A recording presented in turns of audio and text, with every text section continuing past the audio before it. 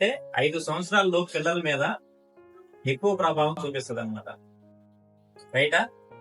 So రేపు అందరూ కూడా మీ పక్కన పిల్లల వాళ్ళు ఎవరైనా తెలియని వాళ్ళు ఉంటారో, చదువుకున్న వాళ్ళు ఉంటారో, వాళ్ళందరికీ కూడా పోలియో చుక్కలు ఖచ్చితంగా వేయించండి అనమాట. రైట్? ఈ పోలియో చుక్కలు ఎవరు కనిపెట్టారు? అమెరికా వాళ్ళు గాని, మీరు చూసినట్లయితే వెనకటి రోజుల్లో అమెరికా వాళ్ళు గాని, బ్రిటన్ వాళ్ళు గాని, స్కాట్లాండ్ వాళ్ళు గాని, లేదంటే ఏదైతే యూరోప్ కంట్రీస్ ఉన్నాయో, ఏదన్నా ఒక సమస్య వచ్చిందంటే దాని మీద యుద్ధం చేసేవాళ్ళు అన్నమాట. అంత ఈజీగా వదిలేవాళ్ళు కాదు.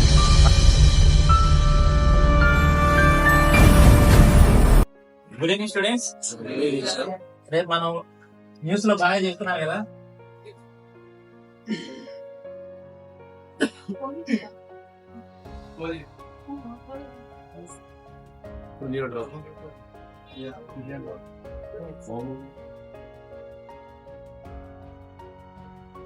సో దీన్ని మనం షార్ట్ టర్మ్ లో పోలియో అన్నాం.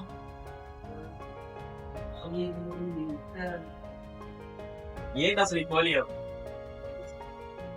సో ఏ కరెంట్ అఫైర్స్ అనమాట. సో పోలియో ఎందుకు వస్తుంది, ఎక్కడ వస్తుంది? క్లోరోసిస్ ఉంటే మనకి ఎముకలు పెలుసుగా అయిపోయి విరిగిపోతాయి. దంతాల మీద గ్రీన్ కలర్ వస్తుంది, ఎల్లో కలర్ వస్తుంది అంతే. సో క్లోరోసిస్ ఇంకేం సంబంధం లేదు. ఇది ఒక వైరస్ వల్ల వస్తుంది. ఎక్కువగా పేదవాళ్ళకి వస్తుంది. ఎందుకని? వాటర్, హైజెనిక్ ఫుడ్ గానీ, హైజెనిక్ శుభ్రమైన వాటర్ గానీ, శుభ్రమైన భోజనం గానీ తినకపోతే ఈ వైరస్ అన్నది లోపలికి వెళ్తుంది. వెళ్ళి ఏం చేస్తుంది? ఏవైతే కండరాలు ఉన్నాయో అవి పనిచేయకుండా చేస్తూ ఉంటుంది. నాడీ వ్యవస్థ మీద ప్రభావం చూపిస్తుంది. సో ఈ పోలియో చుక్కలు అన్నాం కదా, ఎన్ని సంవత్సరాలు ఉపయోగించాలి? 5 years. అంటే 5 సంవత్సరాల లోపు పిల్లల మీద ఎక్కువ ప్రభావం చూపిస్తుంది అనమాట. రైటా? సో రేపు అందరూ కూడా మీ పక్కన పిల్లల వాళ్ళు ఎవరైనా తెలియని వాళ్ళు ఉంటారో, చదువుకున్న వాళ్ళు ఉంటారో, వాళ్ళందరికీ కూడా పోలియో చుక్కలు ఖచ్చితంగా వేయించండి అనమాట. రైట్? ఈ పోలియో చుక్కలు ఎవరు కనిపెట్టారు? 1955 లో అప్పటి రోజుల్లో ఇది బాగా బాధించింది అనమాట. ఎవరికి తెలియదు, ఎందుకు వస్తుందో తెలియదు, ఎలా కంట్రోల్ చేయాలో తెలియదు అనమాట. జోనస్ సాల్క్ అనే ఒక అమెరికన్ సైంటిస్ట్, వైరాలజిస్ట్ ఏం చేశాడంటే, ఎందుకంటే అమెరికా వాళ్ళు గాని, మీరు చూసినట్లయితే వెనకటి రోజుల్లో అమెరికా వాళ్ళు గాని, బ్రిటన్ వాళ్ళు గాని, స్కాట్లాండ్ వాళ్ళు గాని, లేదంటే ఏదైతే యూరోప్ కంట్రీస్ ఉన్నాయో, ఏదన్నా ఒక సమస్య వచ్చిందంటే దాని మీద యుద్ధం చేసేవాళ్ళు అన్నమాట. అంత ఈజీగా వదిలేవాళ్ళు కాదు.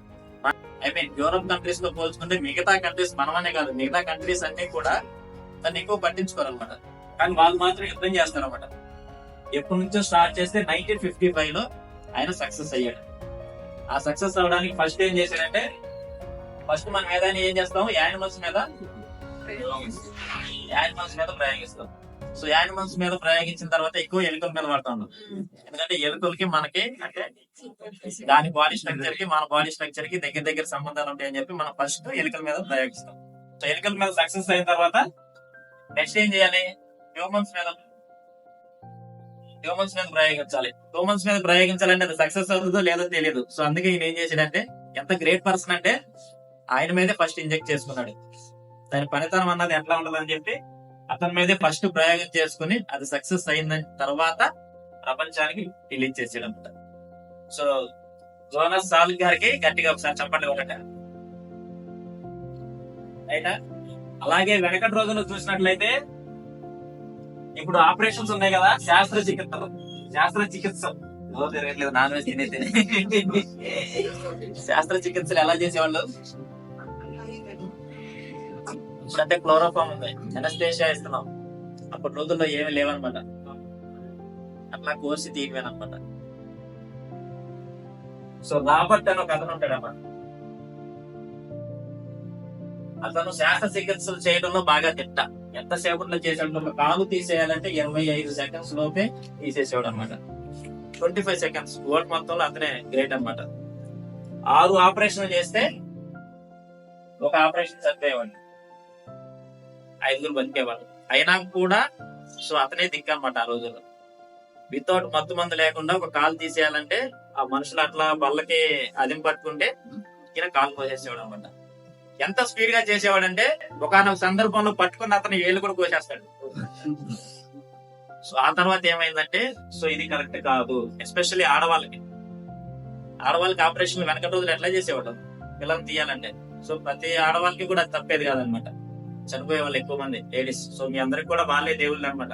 ఫస్ట్ దేవుళ్ళు వాళ్ళేనమాట, సైంటిస్టులే. ఆ తర్వాత ఏం చేశారంటే ఈదర్ అని ఒకదాన్ని కనిపెట్టారు అనమాట. సో ఇవన్నీ మీరు తెలుసుకోవాలి. ఈదర్ అనేదాన్ని ఒకదాన్ని కనిపెట్టారు. అంటే ఈదర్ అంటే ఆ మిశ్రమాన్ని తీసుకెళ్లి మన ముక్కు దగ్గర పెడితే సో మనకి మొత్తం వస్తుంది. అలా ఆపరేషన్ చేయడం స్టార్ట్ చేశారు. ఆ తర్వాత ఏం చేశారు, క్లోరోఫామ్ కనిపెట్టారు. ఎవరు కనిపెట్టారు? జేమ్స్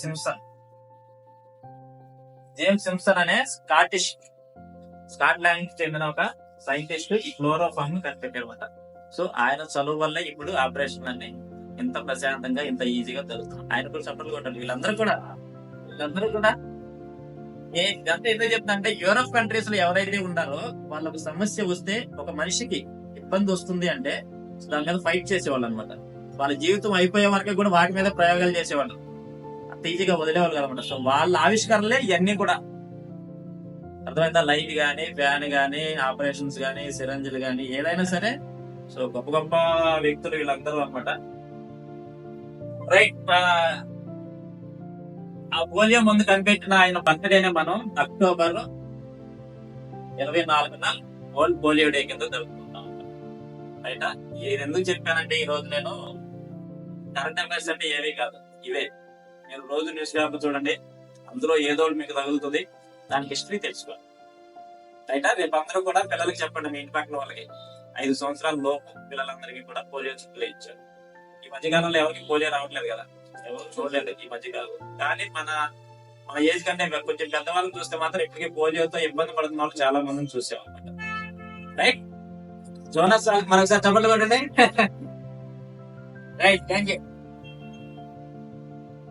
సో ఈ రోజు క్లాస్ స్టార్ట్ చేద్దాం మనం.